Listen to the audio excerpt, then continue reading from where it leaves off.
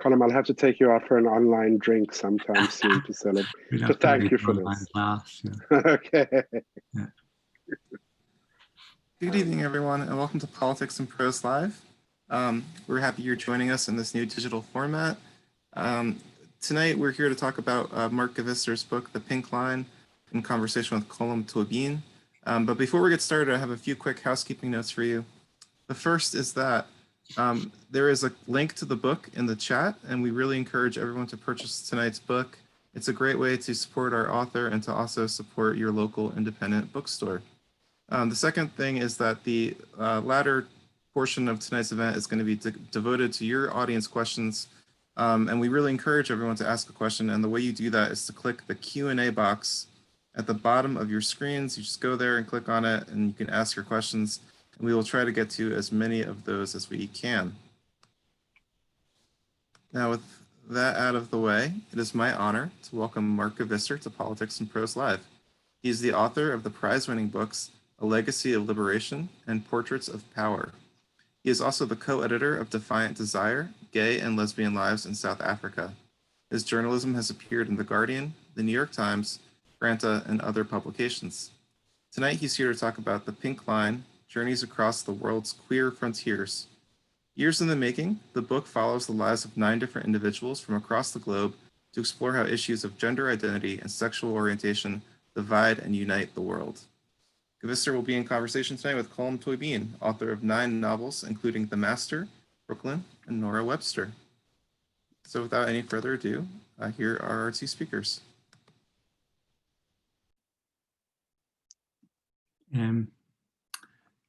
Mark, I want to ask you first about the pink line itself, if you could define it. I know it's hard to define because it moves and changes its shape in almost every country it goes into, but there is a thing called the pink line, which you use in the book as an idea. I wonder if you could just start by giving us a version of what that idea is. Thank you, Colm. I'm glad you saw a thing called the pink line, because sometimes as I saw it shape-shifting, I wondered myself. But yes, it's a notion that came to me when, as I was sort of tracking this new global conversation that I think has been defining and dividing the world in a whole new way in the 21st century, this conversation about sexual orientation and gender identity. It seemed like a new human rights frontier was being staked over what was called then LGBT rights, now LGBTQ plus whatever rights. And I had the notion of a pink line when I realized that in 2013, the very year that Britain passed its Same-Sex Marriage Act, Nigeria passed an anti-same-sex marriage act, even though no one in Nigeria was even asking for same-sex marriage. The most that gay people were asking for in Nigeria was dignity and security. But there was a way that this pink line was being drawn geopolitically to divide those parts of the world where queer people were being increasingly understood to be fully part of the population, and other parts of the world which felt that this very notion was a threat to their cultural sovereignty or their traditional values, and a border, a line had to be staked against this threat from a decadent secular West. It was interesting to me the way this line was sort of contended and defended on both sides. So if African patriarchs and priests were calling LGBT rights a form of neo-colonial depredation, many people in the West were sort of tracing old lines, the old colonial lines themselves, and defining themselves as civilized against a new kind of barbarism outside the gates. And somewhere in the middle of this are queer people themselves. And I wanted to understand what it meant for them to live in this world, and how they themselves influence these politics, and how the politics influence them. So what you're talking about is the idea that there's an increased visibility, and that increased visibility has given people great freedom in certain countries. But the very idea of visibility has also set up barriers, has meant that, for example, in Hungary and in Poland, the idea of rainbow rights or gay rights or it's like the hordes of the barbarians. It's like communism in a new form. And in Africa, then, it's instead of something that's hidden, that's unmentionable, once it becomes mentioned, it then can become the enemy and can be used by politicians as a way of establishing their own credibility somehow, morally speaking, culturally speaking, in both Africa and in those two European countries. Sure. And, I mean, when you say, and indeed in Russia, sorry, just to add in, just to throw Putin into the yes, call. we must. I mean, when you say communism in a new form, in fact, the Archbishop of Krakow said recently, we have a new threat, and the threat is not red but rainbow. There is this notion of LGBT ideology as the new kind of communism. In Brazil, Jair Bolsonaro uses LGBT ideology or gender ideology similarly. Now, one of the things I think these leaders are doing is they are trying to put up barriers, an impossible task, against the ineluctable, inevitable flow of globalization. It's interesting to me that Viktor Orban wants to build fences against migrants, and also has an anti-gay ideology. It's interesting to me that Donald Trump wants to build fences against migrants, and because he cannot really have an anti-gay ideology, given how homosexuality has been sort of normalized in the United States, he's got an anti-transgender ideology.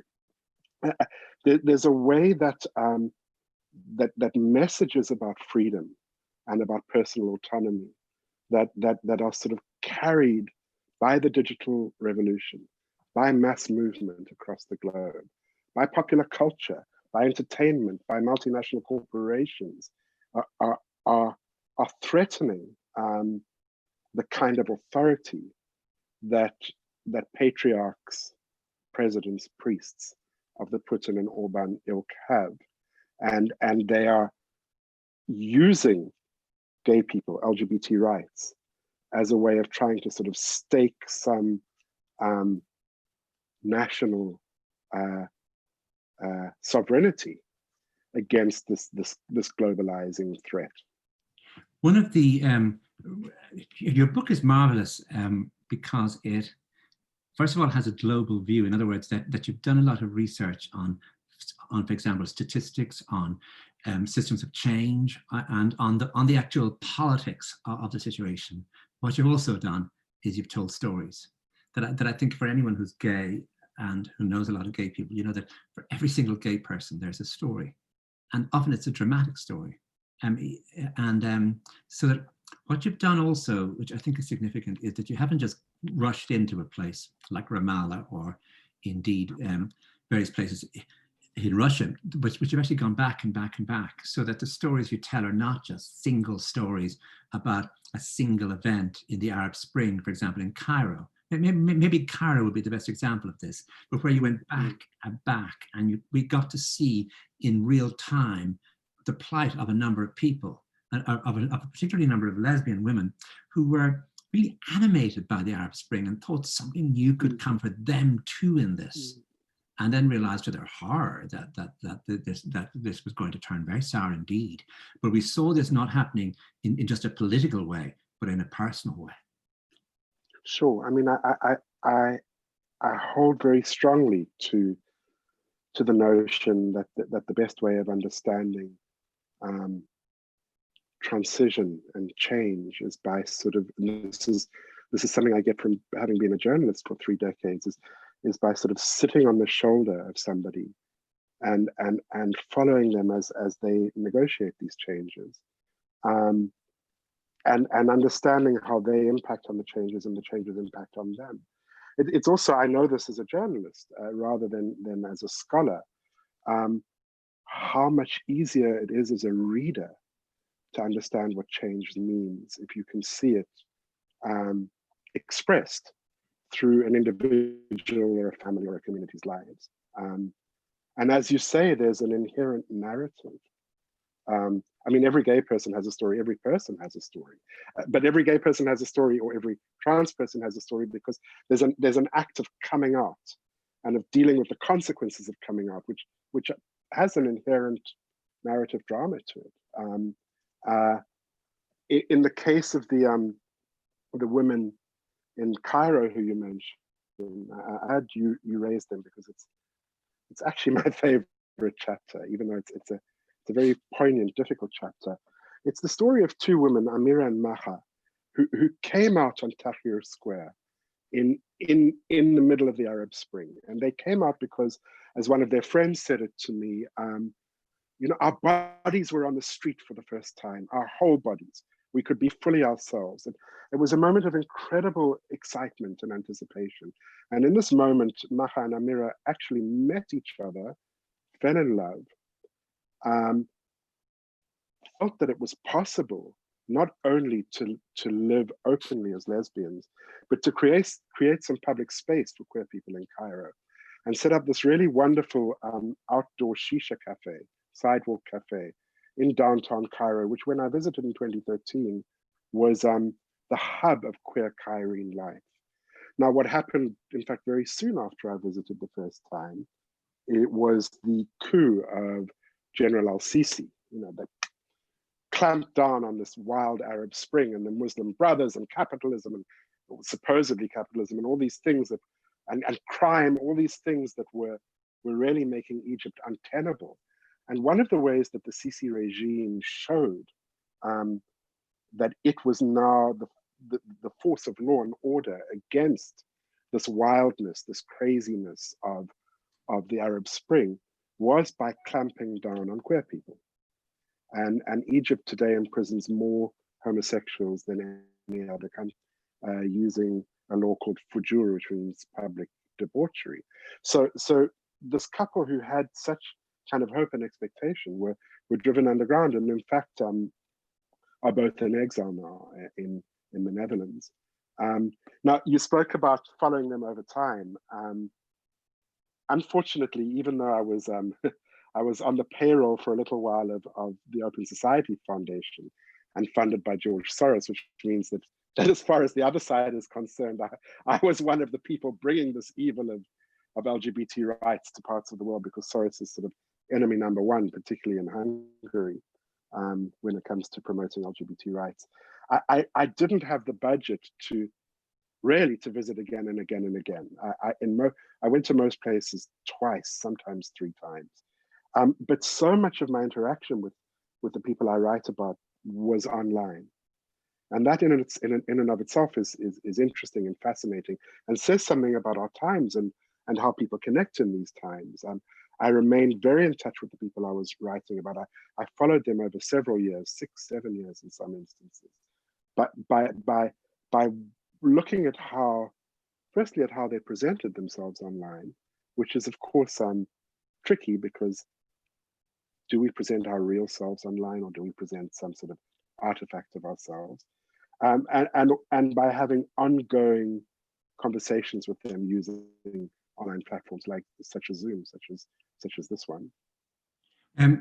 This idea of the internet and people presenting themselves, there's an irony here, isn't there, where people would have seen Grindr as being just another way for gay people to feel less lonely, to meet each other, that it became so used in the West, but that you have a story in which Grindr becomes an actual tool for the authorities to clamp down, Sure. to find, to hunt down, as it were, gay people. You wrote in your review of my book in The Guardian that you found out about Grindr when you thought you were in an isolated town in the American Midwest, and you were told that if you wanted to find gays, use Grindr. And when I read that story of yours, I remembered a wonderful piece I'd read a few years ago, I think in The Guardian, which did a sort of a global positioning mapping of Moscow, of all the people who were on Grindr in Moscow at the time of the worst homophobia in Russia. And sure enough, there were people on Grindr all over Moscow, and I think something like 72 in the Kremlin itself on Grindr. And there is, revolution has been extraordinary for LGBTQ people. it really is the divide between our generation and the younger generation. The fact that so many people, even if isolated in a provincial Russian village or even Midwestern American town, in a little fishing village in South India, if they've got a smartphone and a little bit of data and a little bit of privacy, they can connect to some kind of global notion of online liberation. But it's a complex one, because at the same time as they're free online, they have to toggle between this online freedom and the exigencies, the strictures of offline life. Once they look up from their smartphone, to the family, where there might be a stern parent, to the church, where they might be seen as demonized, to the state, where what they do is sinful and illegal. And even online, as you stated, at the same time as it provides a kind of some sort of utopia of community, of solace, of information, it can also be used against you. And you're right. In Egypt, the Vice Squad uses Grindr to entrap homosexual men. I tell the story of a young Ugandan man, Michael, who was thrown out of his home by his parents. The way they threw him out of his home was they just stopped feeding him. And he arrived destitute in Kampala, which is Uganda's capital. And he had heard somewhere about this thing called Facebook. And he managed to get his hands on a smartphone. I don't know how. And he got onto Facebook. And on Facebook, he found a community of men who looked after him. He was 15 years old. But he also was entrapped. He was catfished by somebody who had offered him refuge. And when he went to this person's house, actually said, this older man said he would pay for Michael's education. And when he went to this person's house, he was basically entrapped and extorted, quite violently sexually assaulted. You can imagine what that must have been like for him. He too has left his home country, Uganda, and now is a refugee in Canada. Yeah. I mean, I think your book makes clear in very subtle ways that there are no global rules, that it's not as though you can say one thing and that is happening in the same way all over the world.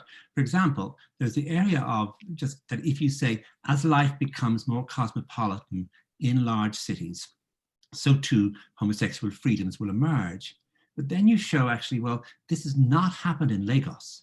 That although Lagos has become a hub city, a teeming city, a city that's so busy with different forms of life, that actually it's not a good place to be gay, that it's that modernization, globalization has not brought that freedom with it to somewhere like Lagos. Well, I think it's an interesting example because it's often claimed that sort of global commodity culture helps with the opening up of personal freedoms. And certainly the multinational corporations that are domiciled in the United States or in the Netherlands have got hiring practices and policies, whether we're talking about Starbucks or Google or the big banks. They've got these very pro-LGBT politics that they can be ranked in the United States by the Human Rights Commission's kind of ranking of business, LGBTQ-friendly businesses. And this is really important for business in the United States or in the Netherlands. And it's not just important for business, it's the law. In Western Europe and in some parts of the United States, there have to be non-discriminatory hiring policies. And it was really interesting for me to see the effect of this in a country like India, where if you go to Bangalore Pride, there are phalanxes of employees from Google marching under gay banners to show that they have signed up to this notion of modernity. They're not necessarily gay themselves, but it's a way of showing that they're part of the global village. And Google actually, I interviewed a man. Google actually paid for him to move to Australia so that he could come out, an Indian man, so that he could come out and experience what it means to come out and take this experience back to India. But that falls short in a place like Nigeria or Russia, because Royal Dutch Shell is not going to do anything to antagonize its Nigerian hosts. I tell the story of how IKEA pulled an ad from its Russian catalog of two lesbians making a home in a small loft somewhere in southwest England, because IKEA was worried that this would antagonize the Russian law and maybe turn off Russian consumers too. So there's a limit to this kind of this if you like fantasy of a modernity that comes from the West, when it comes up against the kind of hating autocratic regimes of countries like Nigeria or Russia. I'll come back to Russia in a minute. I just want to ask you first about two places that really surprised me in the book. First of all, India and a judgment of the Indian Supreme Court, which I didn't know about, and I wish you would tell us about. And then if you could talk to us about Mexico, because again, I would have seen Mexico as being a difficult country to be gay in. But actually, in your book, it makes clear that if progress has been made anywhere, progress has really been made in Mexico. Yeah, the Mexican story is really interesting, and you pointed out some data that I really love that I report in my book, which is that in the most recent American and Mexican censuses, the same proportion of people who identified themselves as LGBT had children. No, excuse me, the same proportion of the population said that they were LGBT. What was really interesting was that in the United States, 1/4 of those who said they were LGBT had children, whereas in Mexico, 3/4 of those who said they were LGBT had children. Now, this might say something about how families work in Catholic Mexico as opposed to the United States. It might also say something that a lot of the people who identified themselves as LGBT were LGBT on the down low and were married in heterosexual relationships and had children in their heterosexual relationships and something queer on the side.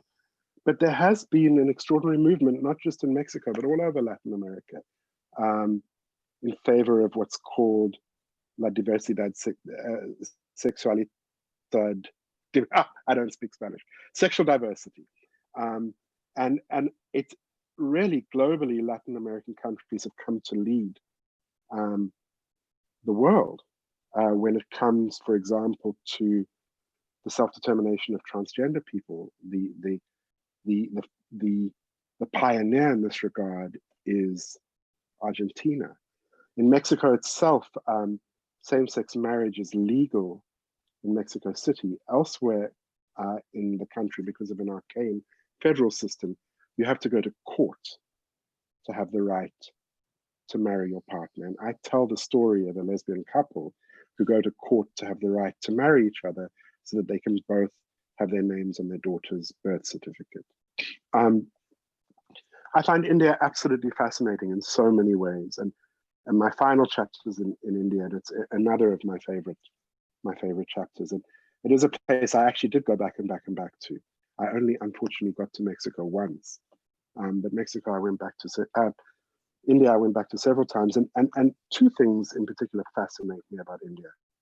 The one is, as I said, the way a campaign to decriminalize homosexuality in the early 21st century profoundly altered middle-class Indian attitudes towards homosexuality and gay rights. Even though this campaign was at first successful, the Supreme Court decriminalized homosexuality, then unsuccessful, they reversed the decision, and finally successful again in this extraordinary ruling that really, as you say, is quite eloquent and should be read by everybody. There's something that shifted in Indian society. And I do believe it had to do with, it coincided with the sort of India Rising moment. prior to the kind of narrow, cramping nationalism of Narendra Modi. And it was a way that Indians showed that they were part of the world by signing on to this notion of freedom and equality. And what was really interesting about the Indian activists who played the key role in making this happen, and the judgments that came out of it, was that they didn't resort to the Western paradigm. They found their arguments in the Vedic texts, in the gender fluidity of Indian deities, in the writings of Nehru and Ambedkar. And that really made a difference in India. Now, the other thing that's fascinating about India, of course, and this is what I write about, is that as anybody who's traveled to India will know, there is a population of hundreds of thousands of people called hijras, third gender people, who present themselves femininely, who are absolutely part of Indian society, but in a very structured way. They have even though according to mythology they were lofty, they have the roles of begging and sex work. And if you are an effeminate boy, you'll be chucked out of your home. You'll be forced to join this alternate society of hijras, which is very brutal and very feudal. And what I've been really interested in India is to track what happens when this age-old sort of cultural definition, cultural identity, comes into contact with a contemporary, globalized, biomedical and rights-based definition of transgender. What happens when Indian hijras come into contact with the notions of human rights that have to do with LGBT identity or transgender identity?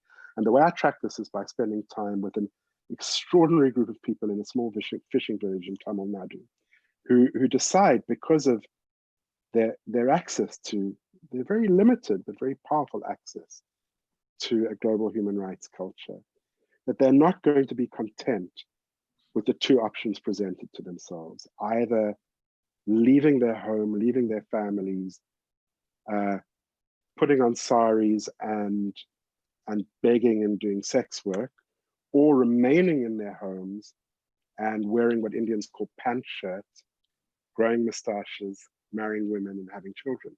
They wanted to be themselves. They call themselves kothis. And the way they work at being themselves is through this extraordinary devotional practice. They run a temple in their village, which very conveniently requires them to worship a deity, an iteration of the goddess Kali, in saris. And this gives space in their community for their femininity. They've had varying success with this, and I track that success over years as I follow this group of kothis. Yeah, I think this matches in a certain way what happened in Ireland in the marriage, in the gay marriage referendum, which was that the aim was that if we presented ourselves to the electorate as a set of angry people who wanted our rights, we were always going to lose that. But if we took words from the Catholic Church, for example, which has a residual power in Ireland, so take the word love.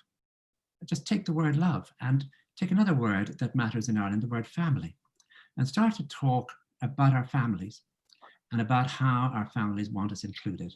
And in door-to-door canvassing, and that still works in our Irish electorates, you were told if you were gay, don't speak, let your mother talk, let your sister talk.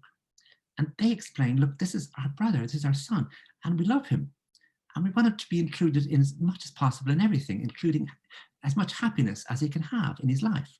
And we'd like that to be put into legislation so that he wouldn't ever feel excluded. And your job is to stand there looking, responsible, humble, good, but don't speak.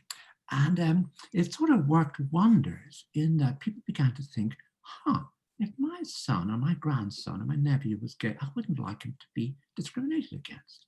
It's personal. It's not political. It's not about some big constitutional rights issue. It's about us. It's about this house. And so that's sort of a way of approaching I think it's something Anthony Appy has spoken very beautifully about, the idea of if you're gay, you realize that people didn't like gay people, actually like you. That if you move in, your neighbors say, I never knew gay people could be like you. That idea, that once people get used to an idea, once it's presented to them in a certain personal way, they will deal with it in a different way. So just coming then to the issue, which I think is dealt with very movingly and very seriously in your book, which I think is a burning issue, is the issue of transitioning. I just wonder if you could first give us an account, which is so moving and so touching in your book, of the situation in Russia, if you are someone transitioning in Russia. Well, I tell the story in Russia of a woman named Pasha. And Pasha is a transgender woman who transitioned, and transitioning in Russia is possible. It's difficult, but it's certainly possible. And in fact, Pasha had her transition in an amazing gender clinic that I visited, run by a transgender couple, a transgender man and a transgender woman who are married to each other. You have to get certification by a panel, but there's a way of setting up those panels so that it can happen. That wasn't the problem for Pasha. The problem for Pasha was something else, which is that she transitioned, soon after she transitioned, or during her transition, Russia was caught up in this terrible wave of public homophobia with this legislation that made it illegal to promote homosexuality to minors. And in fact, the legislation says nothing at all about transgender people. But of course, now that there was this new perversion, this new illness, this new threat, this new rainbow ideology that had to be defended against, the most visible avatars of this threat, because they are the most visible and because they can appear to the general population in a way that, the gay man, the gender normative gay man standing at the door with his mum saying, "Oh, you've got to love this guy. How could you not vote for him to have his rights?" Because it's easy to portray transgender people as freakish, they became symbols of this new evil. And Pasha lost access to her child because the court decided that if she were to see her child, she would be breaking the law because she would be promoting homosexuality to her child. So that's what happened to her. Now, there are transgender people in Russia who have had an easier time than Pasha, and there are transgender people in Russia who've had a harder time than Russia. But I think there's something about Pasha's story that helped me see. I mean, I tell Pasha's story early in the book, that helped me see how what's happened in the world has been a shift on the dial from the L and the G and the B over to the T, and how at the same time as this has enabled trans people, particularly in the West, to come out and to claim their rights, it's also staked a new pink line, a new kind of culture wars that in the case of the United States, runs right through children's bathrooms, where it's apparently an assault on some people's religious freedom if a trans child uses a bathroom congruent with their gender identity. There's a huge debate in the United Kingdom at the moment as to whether trans people should have the right to self-determination, which basically means the right to decide on what their gender is without any external certification, a right that already exists in several countries in the world, like, as I said, Argentina. Now, there's a very strong argument. Could you give us, sorry, could you just be more specific? What exactly is the right in Argentina that people the right to self-determination for transgender people in Argentina, in Denmark, and in several other countries, including, interestingly, Pakistan, means that, and in India, according to the law, but not according to the state, means that if I in this male body feel myself to be female, I am female. I'm a woman. I don't need to have any surgery. I don't need to have any certification. I don't need to go for any medical testing to see if I have psychosis. It is my decision. I have the right. Now, the argument against that, that's been aired very strongly in Britain at the moment, and in fact has changed. This argument has been aired so strongly in Britain that it's changed the intention of the government, which was going to allow the right to self-determination and now isn't, is that this puts biological women, women-born women, and children under threat, because predators can pretend to be women and enter female-only spaces and violate women and children. So that's the argument, and it's the argument that's been accepted, but there's no data, really no data to support that. No data from Denmark and Argentina, which are the countries that led the self-determination thing. And the British government itself has said that already transgender people have the right to go into such spaces. And they've had that right since an Equality Act, a Gender Equality Act was passed several years ago. And since they've had that right, there's been no increase in the kind of predation that is being rattled as a boogeyman from two sides, from in the United States a religious right, but also in the United States and Britain, from a faction of feminism, of feminists that have always, since the 1970s, been opposed to the notion of transgenderism. So it's a very, very complicated battle that transgender people have to fight on these two fronts. When I listened to it in Britain, it reminded me, I wonder if it did you, of it's like in certain years, if you were gay, to hear people talking about you rather than asking you about yourself, sort of telling you about yourself and telling you what threats you represented.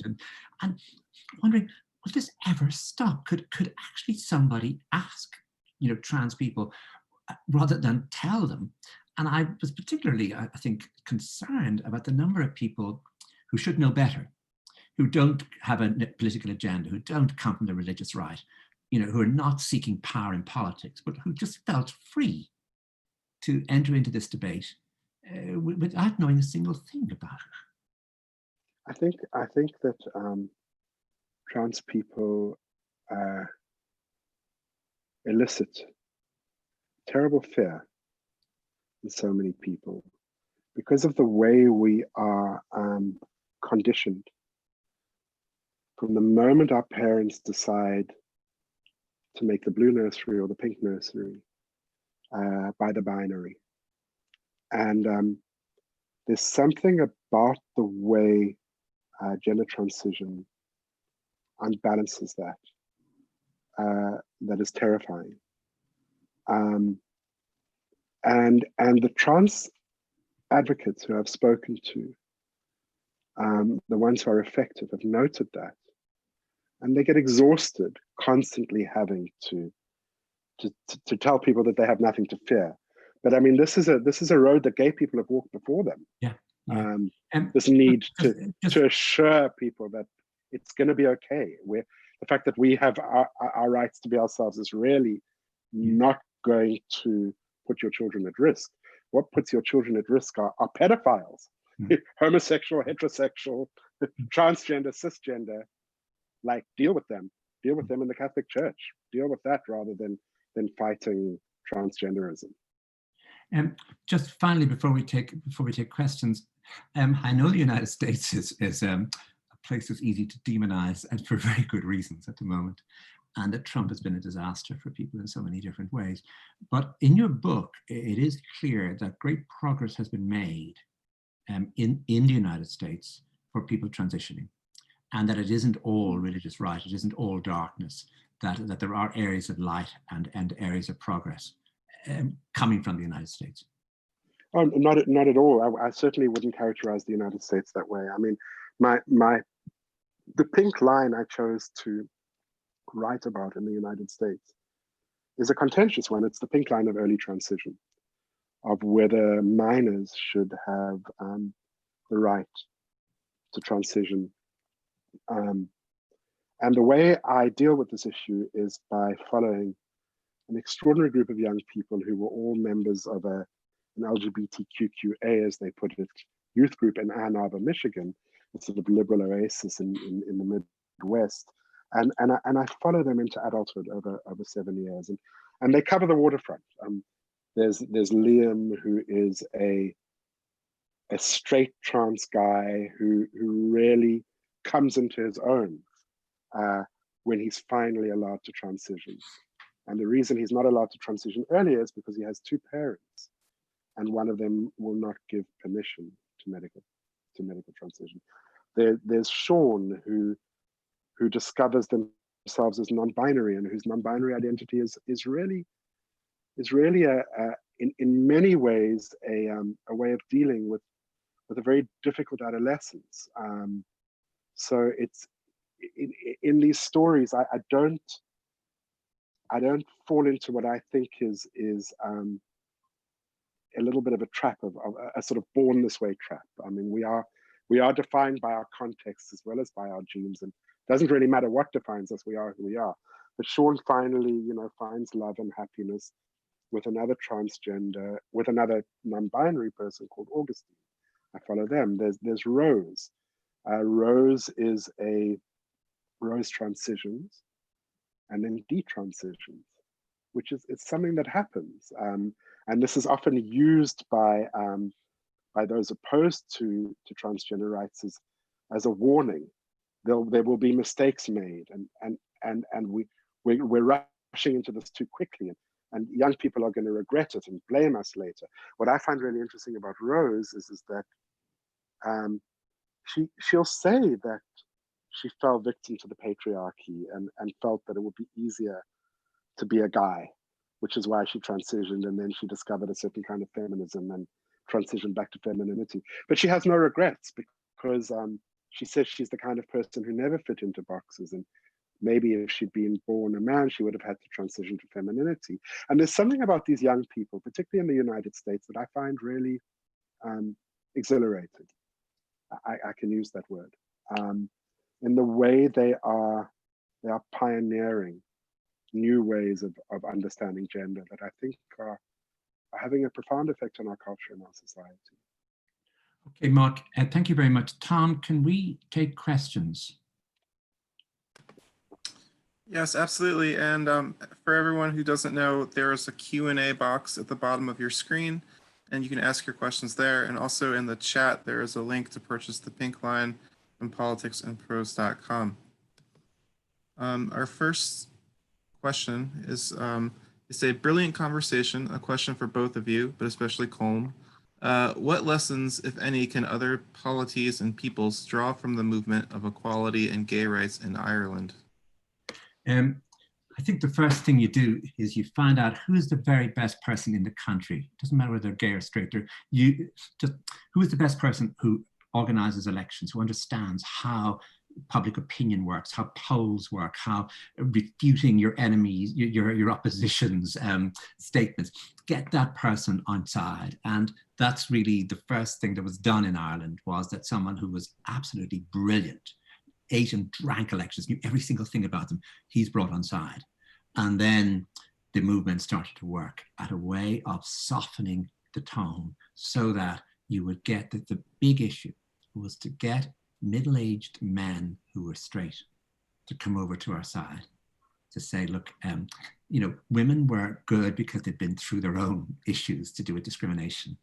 But to get that group of men who were solid, and some of them would never change their minds, to see if there was what argument to get them to change their minds.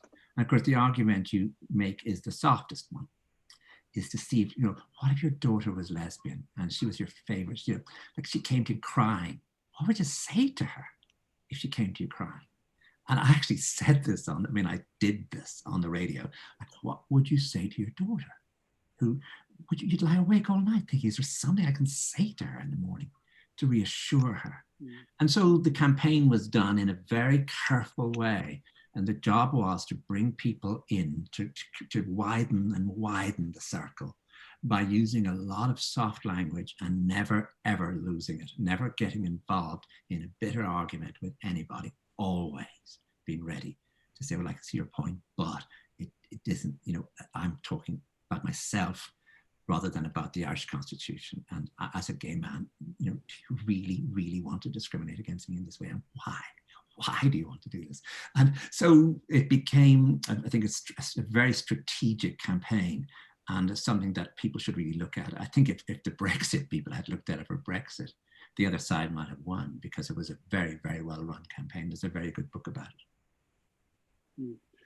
I'll just add to that, the person who ran the Irish campaign, a man named Tiernan Brady, went on to run the Australian marriage equality campaign, and which was also hugely successful. And he imported a notion that he'd honed in Ireland, which he called in Australia, using that wonderful Australian way of shortening everything, ring your rellos, which means ring your relatives, and tell them to vote, because it's you, their daughter, their son, their mother, their father.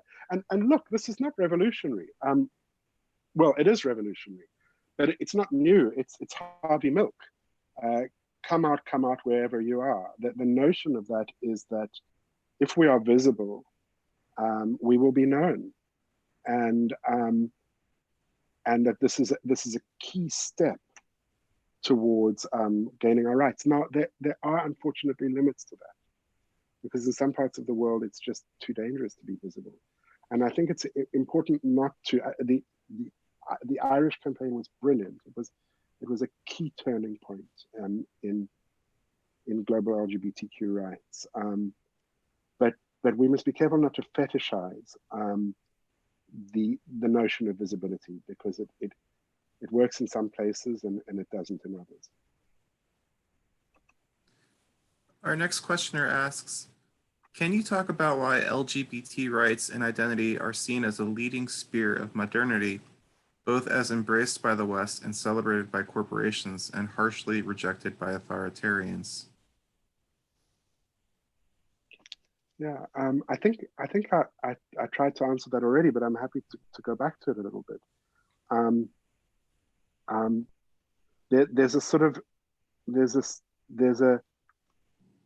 There's a notion of personal autonomy and human rights that comes out of liberal democracy, that comes out of societies where you can have power, political power, by forming yourself into a voting bloc that needs to be taken seriously on the basis of your identity, be it women, gay, Black, Latino.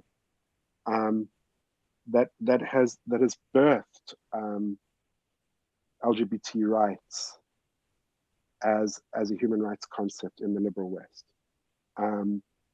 And for this reason, it is understood in other parts of the world to be a Western thing. So there is, as this shift into identity happens, and it happened in the West, something quite profound changes. Whereas you might have had sex with a man if you're a man, or had sex with a woman if you were a woman, it did define you socially and politically. Once it defines you socially and politically, you claim a whole lot of rights. I sleep with a man, therefore I am gay. You claim a whole lot of rights and a whole lot of freedoms. And these freedoms became associated in the late 20th century with progress and with modernity. And for the reasons I explained, corporations are seen as, have been the vectors of this progress and this modernity because of, in large part, where they're domiciled, multinational corporations. But as I explained, that has limits. And And there are ways that in our new world it works the other way too. So it's fascinating to see how Hollywood is retreating from extensive gay themes because it wants to have viewership in China, where that's not possible. So as kind of global geopolitics are shifting, these dynamics are shifting too. Our next question comes from Claire Massoud. She says, Mark, you follow subjects in this brilliant book whose stories involve such uncertainty, suffering, and sometimes physical or legal danger. Did you have any struggle to remain a neutral reporter? Were there times when your own beliefs and your life as an activist came into play? Did you ever feel called to act rather than simply to observe? Thank you so much for that question, Claire. Inevitably, I tell the story in particular of how I became implicated with Michael, the young Ugandan I was telling you about, where I saw this kid in distress, who needed help, who needed a father figure. And I could only think back to my own coming out, age 15, 16, and how difficult it was for me, even though I had material comfort and support and a supportive family. And I felt I had to do something for him. I couldn't just be the detached journalist, reporter, whatever. And I became involved in paying for his education. Not in a huge way. Education is not very expensive in Uganda, and I wasn't the only one. But this immediately created a dynamic between the two of us. And it was a dynamic that I felt I needed to understand because, as I said when I was speaking earlier about George Soros, if I go to these places, I carry my own ideas in my backpack, in my wallet. My own power in my backpack, in my wallet, with my computer and my US dollars, and this has effect on the people I come into contact with. And certainly, what I was doing with Michael would be seen by the homophobes as precisely the neocolonial depredation that Ugandans had to guard themselves against. Like I was buying this kid and making him gay. Of course, I wasn't, but you can see how I could be seen that way. It made my relationship with Michael very complex. My relationship with Michael is still very complex, but I felt I needed to examine it. So where I did become implicated in this way, I try and examine the dynamic that I've become involved in and why I've become involved in that. And I suppose that's something I hold to as a journalist and as a storyteller, which is that I'm not some kind of omnipresent God's eye view on the world. I am this person embodied in this way. And if I'm going to be your guide through the story, you have to know where I'm coming from. Our next question comes from Ira Sachs. He says, Mark, can you talk about the writing itself? It's an extraordinarily moving and engaging book, filled with beautifully crafted stories, and I want to hear a little about that process for you. Do you consider this a work of a form of journalism or something else? What were the formal issues that you faced as a writer, considering the shape of the individual stories as well as the book as a whole? I mean, I suppose when I look back to my own somewhat troubled adolescence, way less troubled than Michael, but troubled nonetheless, I found refuge in sentences and in making beautiful sentences. And I wonder, Colm, if it wasn't the same for you. And to this day, I see I seek comfort and meaning by rendering the world into prose and into narrative. And a lot of what I saw and experienced on this 7-year journey was deeply distressing. A lot of it was very encouraging and exciting too. But rendering it into prose and narrative is making it accessible to you, the reader, is that there's something about that isn't just about being a communicator, which is what a journalist is, but about it speaks to the part of me that understands myself as an artist as well as the communicator. The structure of the book is, I should say, is unusual. I interleave these deep profiles of these 9 people in 9 different countries with more discursive, analytical chapters. And the reason I got that idea from an amazing book by Larissa McFarquhar called Strangers Drowning. I don't know how many of the people listening know it, but she did the same with these deep profiles of people who are extreme altruists. And she juxtaposes these profiles with more analytical chapters. And I saw that what she was doing was that she was not burdening her characters, the people she wanted to write about, with too much theory, with too many ideas. She was letting them be themselves, interpreting them. And I don't do it nearly as radically as she did. She was very radical. She's not even present when she reports on these extreme altruists.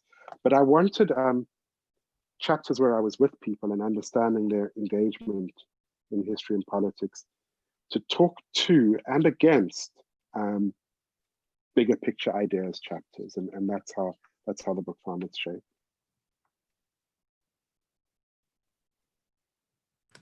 We have time for one more.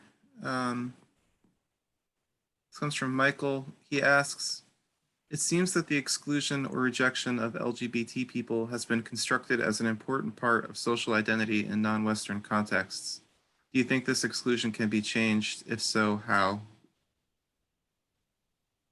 Well, I think Colm has given us one route with his description of what happened in Ireland. And certainly advocacy campaigns that work with families in the African context, which is sometimes a hostile context, have effect. And there's also always an awkward dance between legal change and social change. And for me,